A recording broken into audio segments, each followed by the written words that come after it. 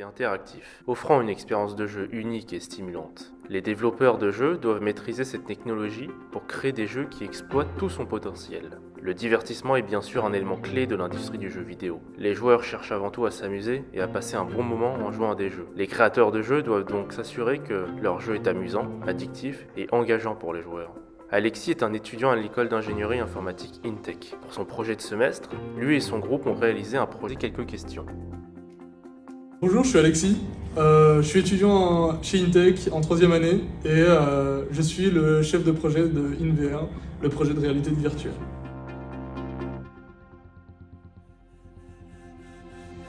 J'ai voulu en fait intégrer un petit peu plus le côté réalité virtuelle au campus de Ivry-sur-Seine, qui n'est pas très présent en fait au sein de notre campus. Il est plus présent au niveau de Laval. Je me suis dit que ce serait une bonne idée en fait de populariser, démocratiser un petit peu plus la technologie de réalité virtuelle au sein du campus. Alors le but principal du projet c'était de faire en sorte que le plus de gens possible chez InTech, tout comme chez USUA, puissent vivre en fait une expérience de réalité virtuelle inédite, puissent visiter l'école même sans être là. Un projet qui coûtait très cher. On comptabilise plus de 15 000 € de matériel. Des gens qui sont venus de Lyon pour présenter ce qu'ils savaient faire. On a essayé en fait de faire en sorte de partager un peu notre passion avec les personnes auxquelles on s'associait.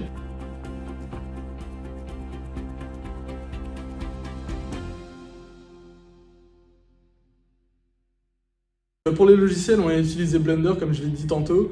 Et puis pour la partie mise en pratique, déploiement en fait du projet, on a utilisé Unity qui est un moteur graphique très répandu, notamment sur les téléphones. Alors la réalité virtuelle est assez présente aujourd'hui dans pas mal de domaines, notamment la médecine, mais là je m'égare.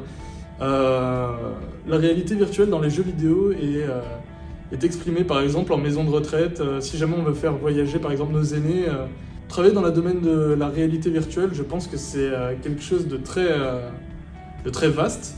On peut toucher au développement, on peut toucher à la fabrication matérielle, à la programmation embarquée, même du casque. Je pense qu'il faut un très grand savoir-faire, avoir des petites connaissances quand même en matériel, comment est capté, comment est traqué un objet en VR, de quoi a-t-il besoin.